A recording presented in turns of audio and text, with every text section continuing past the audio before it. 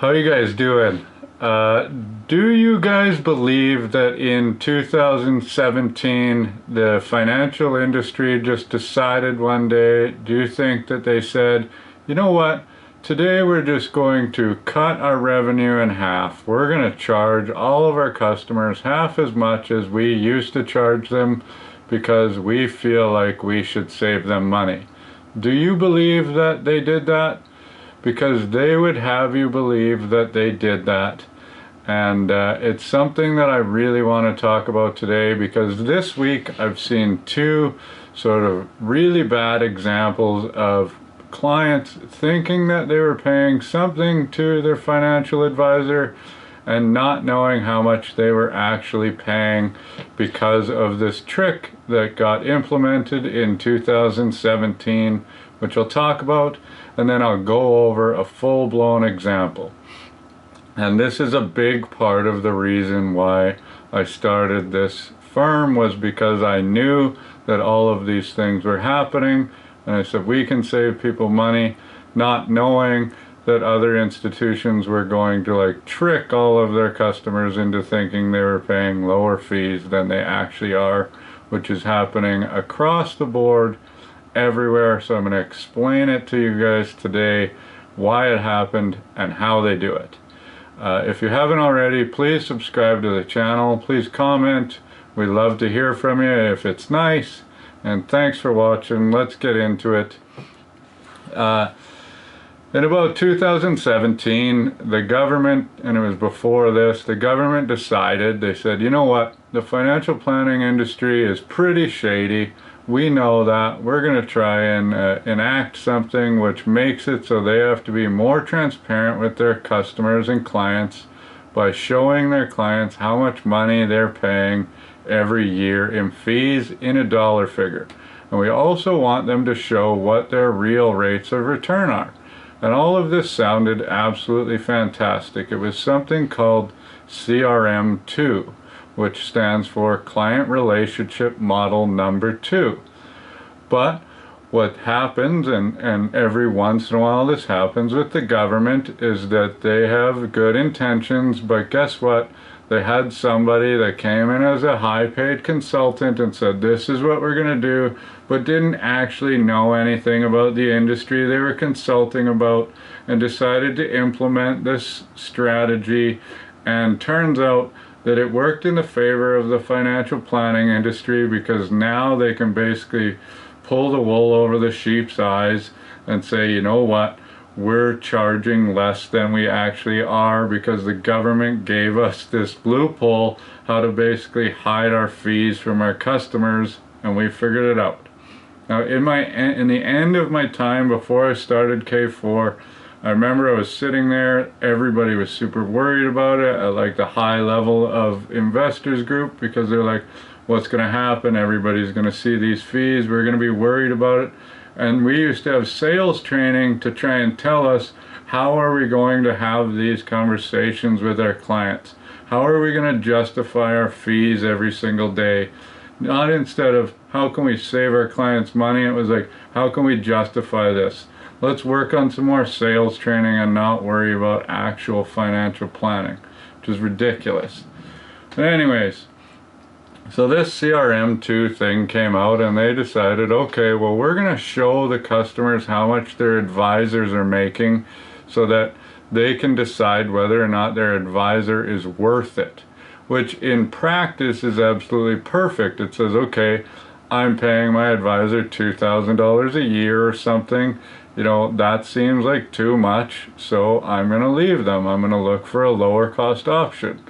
But what they didn't say is, how much are you paying in complete total? All they said was, how much is your advisor making? And so that's where the mistake was made, was they were allowed to split your fees into a bunch of different sections and say, well, your advisor's making this, and that's all we have to tell you about, and we're going to hide your other fees somewhere else. Because before it used to be really simple. You'd say, okay, what's the MER on your fund?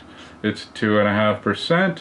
Okay, well, out of that 2.5%, The advisor's making money, his office is making money, the fund company is making money, the financial planning institution is making money, and the fund manager is making money. You don't know how much each sort of section is making, but it's being split up and paid to all of those different sources, and you don't see it come off.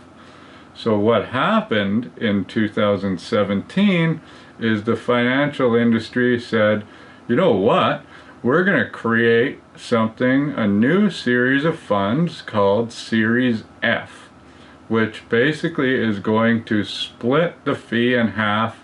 And so we're going to just cut our MERs in half, or whatever it is, like by a lot. And so if the customer looks up the MER of the fund, they'll be like, holy, that's cheap. I thought, somebody told me I was probably paying like 2%. And I'm only paying like 1.25. That's absolutely amazing. That's great. I'm really happy. I'm not paying very much, not knowing that the advisor is charging on top of that. When they split you into Series F funds, then there's also going to be an advisor fee, and they don't have to tell you about the fund fee because they're not getting paid that. So it would be like me saying, all of my customers only pay the K4 fee, there's nothing else going on, which totally isn't true. When I get people to invest with Modern Advisor makes money for setting up the website, setting up the portfolios, rebalancing, doing all of those things. Plus the ETFs that they buy also have an MER embedded in them. So I like to disclose what that is, even though you would never see that small ETF fee on any statement anywhere. I'll let people know. So this allows them to actually hide all of that stuff, which is BS. So now I'm going to go into an actual statement from, just in this case, BMO Nesbitt Burns. This is a client with quite a bit of money, or potential client, and they believe that they're paying somewhere around 1.45%, which, why would they think anything else? Their statement is showing that they're paying right around that fee level, so why would they think they're paying anywhere else? So I'm going to look into just one account, the spousal RSP. It's got $120,508.71 in it. Decent size spousal RSP. And let's look at the investments. There's a little bit of cash. Obviously, there's no fund fees on that. Now, we've got the first fund. It's called PIMCO Monthly Income Fund Series F. So if we look up PM0205 on Google, we'll find out that the MER for that fund is 0.83. So that's interesting. Next one, they've got the TD Canadian Bond Fund F Series. TDB number 406, got 9,386.42 in there. The MER is 0.6. This one was one where I showed, okay, now what is the MER for the Series A of that is 1.1. So you see how it's almost cut in half? So it used to charge 1.1, now it charges 0.6% for that fund. Next one is CCNL Equity Income and Growth. So Series F again, CCL 601, and that fee is 1.17. Now generally the fees for mutual funds goes up when it's equities compared to bonds, because equity mutual funds have more active management in them, so they're going to cost more. So the first two were fixed income, that's why the MERs were lower. In that fund there's $38,913. Now two more, we've got Fidelity Global Innovators Currency Neutral Class Series F5, which has 4,221.25 in it, and the MER is 1.22%. And this one, when I looked up the fund facts, was fun, and you can see when we show the picture of the fund facts, when was this fund created? It was created on November 1st, 2017.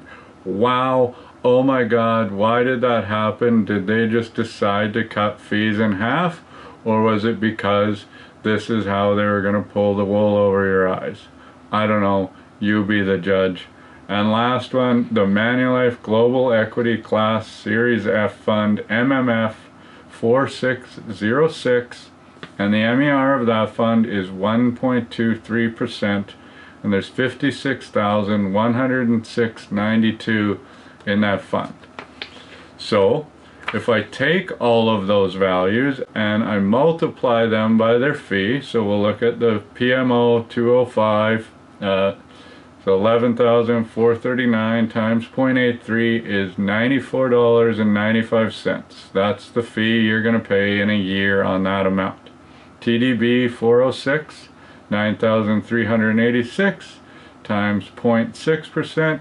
You're going to pay $56.32 over the course of a year for that. CCL 601, 38,913 times 1.17% is $455.28. Fidelity 6010, there's 4,221 in there, times by 1.22% is $51.5. And lastly, the Manulife Fund 4606, there's 56,106.92 in there, times 1.23% is $690.12 for a total annual fee paid to the funds of $1,348.17. So $1,348.17 divided by 120,508 is 1.1%. That is the amount of money that is going to these fund companies. These fund companies are no longer paying the advisor because this is the amount of money that Manulife, Fidelity, TD, they're all making. Obviously, they're not giving these funds away for free. Before, they used to charge like twice as much, and then they would give that money to BMO to pay their advisors. Now, let's look at the last page on this statement. And it says your year-to-date fees summary, and this is absolutely fantastic. They can't wait to show you this because it's showing you that you're not paying that much. So it says in this section summarizes all compensation received by BMO Nesbitt Burns with respect to your account. Our compensation comes from two sources: what we charge you directly and payments we receive from third parties. So all it's showing is what are they charging these clients directly, and in this case it's $443.09. So that's for the quarter, so we times that by 4. Their annual fees for this account are going to be about $1,772.36. So if we divide that by the statement that they have, the amount of money they have in there, which is $120,508, their fees, their advisor fees are 1.5%. That is what they're paying to BMO, and the 1.1 is being paid to the fund companies. So in total, they are paying 2.6% on this account. They are not paying 1.5%, they are paying 2.6%, but they're being led to believe that they're paying less than 1.5%, which is absolute garbage.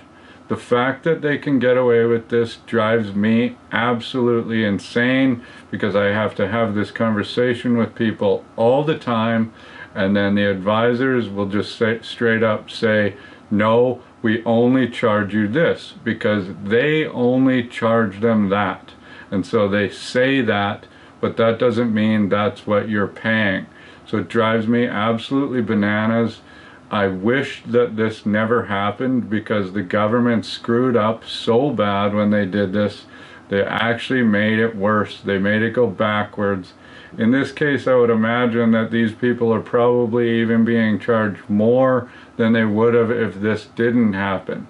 So please, never ever when you see these things and you ask, say, what is the total amount of money that I'm paying, not only to you as the advisor, but what am I paying to these fund companies as well? What's the total? And if they're not telling you the truth, then I don't understand why you're giving them your hard-earned money.